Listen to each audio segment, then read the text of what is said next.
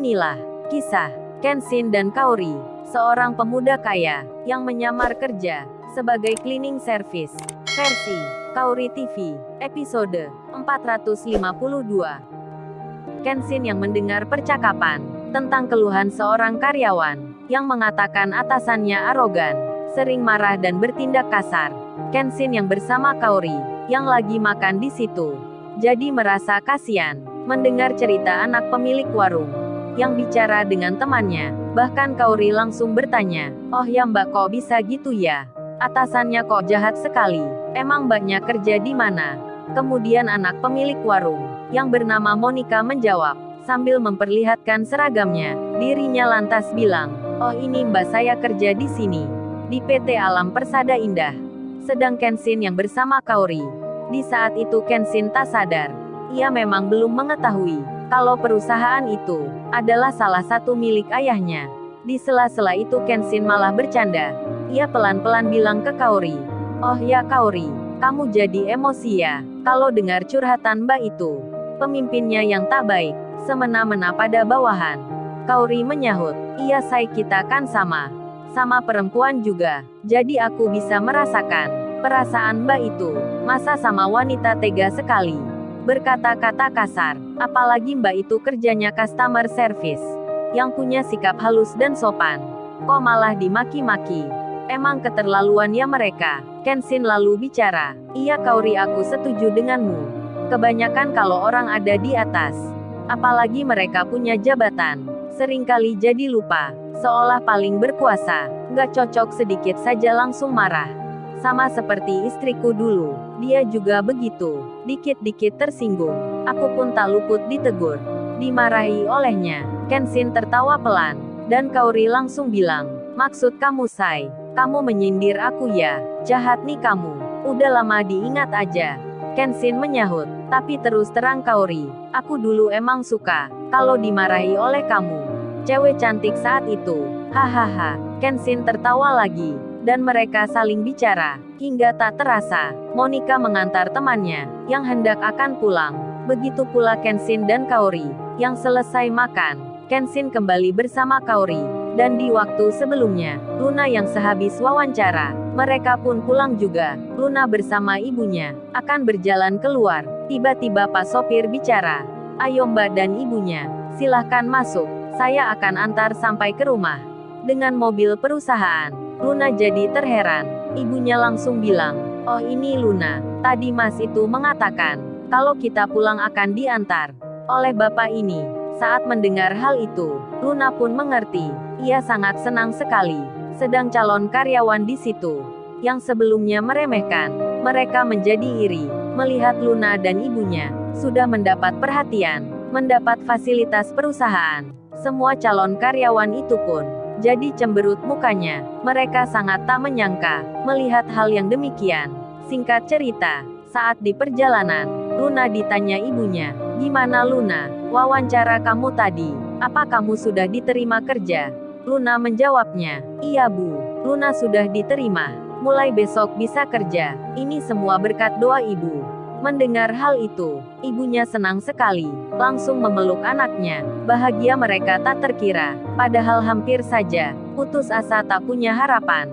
Di tengah itu Pak Sopir bilang, "Selamat ya Mbaknya, sudah jadi karyawan perusahaan. Semoga betah dan nyaman. Kalau ada apa-apa, tinggal bilang saja ke Tuan Muda. Tuan Muda kita orangnya baik sekali. Dia suka menolong, suka membantu pula. Jadi nggak perlu segan kalau ada yang penting. Mbaknya nanti bilang saja." Mendengar bicaranya Pak Sopir, Luna dan ibunya langsung teringat. Ibunya Luna pun menjawab, "Iya Pak, benar itu. Kami ini tadi sampai lupa, belum sempat bicara, mengucapkan terima kasih." "Oh ya Luna, kamu besok datangi ya, bilang ke Mas Kenshin, katakan terima kasih itu, karena sudah menolong kita." Luna pun menjawab, "Iya Bu, baik." Luna besok akan mencari. Tak beberapa lama kemudian, sampailah mereka di jalan raya. Pak Sopir pun pamit pulang. Luna dan ibunya berjalan untuk masuk ke kampungnya, dan tak disangka, semenjak 1 jam yang lalu, pemilik kontrakan ada di situ. Orangnya lagi menunggu. Ayahnya Luna yang di kursi roda, di saat itu juga merasa khawatir sekali. akan disuruh pindah, karena tak bisa bayar kontrakan. Beliau pun hanya pasrah. Bahkan semenjak tadi, berpikiran tak enak, pasti istri dan anaknya pulang seperti biasa, tak akan membawa uang. Sedang pemilik kontrakan ini menagih uang sewa. Di tengah resah dan gelisah, istri dan anaknya pun datang. Luna mengucap salam, ayahnya pun menjawab, dan terkejut mereka saat tuan rumah ada di dalam. Luna pun sama, merasa khawatir juga, karena memang tak punya uang. Pemilik kontrakan pun bilang, "Oh ya Ibu Mariani, saya kesini mau mengambil uang sewa.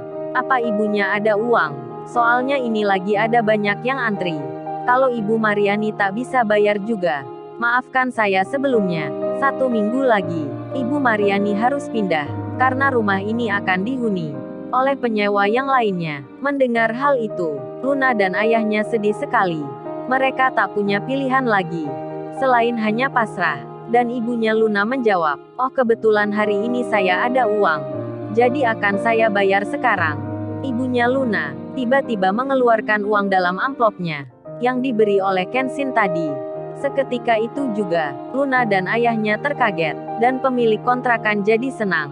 Wajahnya langsung berubah, mukanya tak sewot lagi, tak marah seperti sebelumnya. Ibunya Luna kemudian berkata, "Ini Bu, saya bayar semua.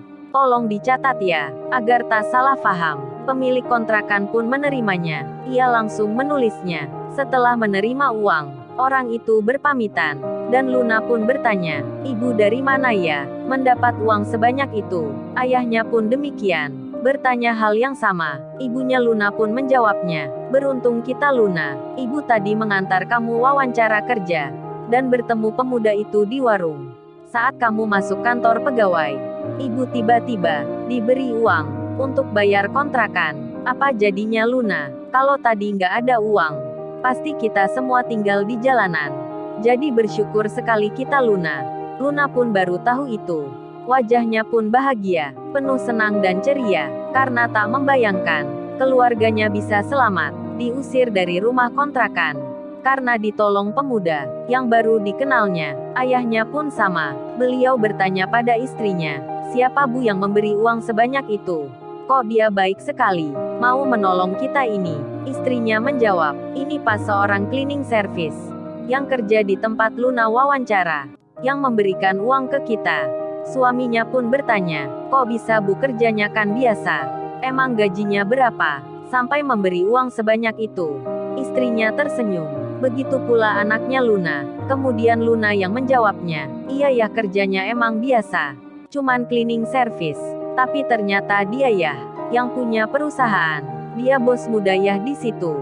Ayahnya terkaget, jadi tak mengerti maksudnya. Istrinya pun bilang, menjelaskan hal yang sama. Setelah itu, mereka pun merasa senang. Luna pun demikian. Sudah tak sabar menanti besok akan kerja untuk membantu keluarga. Dan di lain tempat, Andini kakaknya Dita, ia juga bertanya tentang kelanjutan hasil wawancara kerjanya. Dita pun menjawabnya, "Oh ini Kak, Dita besok itu langsung bisa kerja. Dita sudah diterima jadi karyawan." Sambil bicara itu, Dita tersenyum lebar, mukanya begitu ceria, penuh bahagia. Kakaknya pun sama, jadi senang mendengarnya. Kemudian ia cerita, "Oh ya Dita, kakak tadi ditawari cowok itu untuk kerja di situ, sama seperti kamu. Gimana menurutmu?" Saat mendengar itu, Dita pun terkejut. Lalu ia bertanya, "Apa Kak, cowok itu bilang begitu, menawari kakak kerja di situ? Ya mau aja Kak diterima. Gajinya besar loh Kak, fasilitasnya juga lengkap, perusahaan ternama pula. Tapi kok bisa ya menawari kakak ini? Atau jangan-jangan dia suka kakak Andini ya?" Dita tertawa. Andini menjawabnya, "Hus, kamu jangan bilang begitu. Cowok itu kan sudah punya istri. Cantik pula istrinya." Dita menyahut, "Tapi kakak kan juga cantik.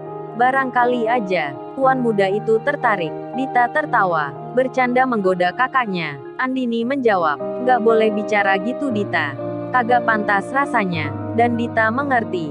Kemudian, hari pun berganti. Kenshin yang punya rencana telah bercerita ke ayahnya untuk melihat-lihat kinerja pegawai yang ada di perusahaan, khususnya yang tak tahu dirinya. yang belum juga mengenalnya. Ayahnya langsung saja menjawab, "Oh, itu ada banyak sekali. Kalau kamu mau, ayah akan tunjukkan." Dan bos besar pun mengirim pesan. Nama-nama perusahaan yang belum diketahui Kenshin, beserta pula alamatnya, yang semuanya skala kecil, bukan perusahaan yang besar. Kenshin membacanya, ada banyak sekali bidang usaha milik ayahnya, dan salah satunya terbaca, PT Alam Persada Indah. Kenshin merasa pernah mendengarnya, seolah baru saja terlintas di benaknya. Namun Kenshin masih lupa, di mana mendengar nama ini. Kemudian ia memutuskan, kalau gitu akan ke sini dulu. Melihat perusahaan tersebut, Kenshin pun bersiap, ia akan berangkat. Padahal perusahaan itu, tempat kerjanya Monica, yang atasannya orang jahat. Lalu, bagaimana kisah selanjutnya? Subscribe channel ini untuk episode berikutnya. Terima kasih.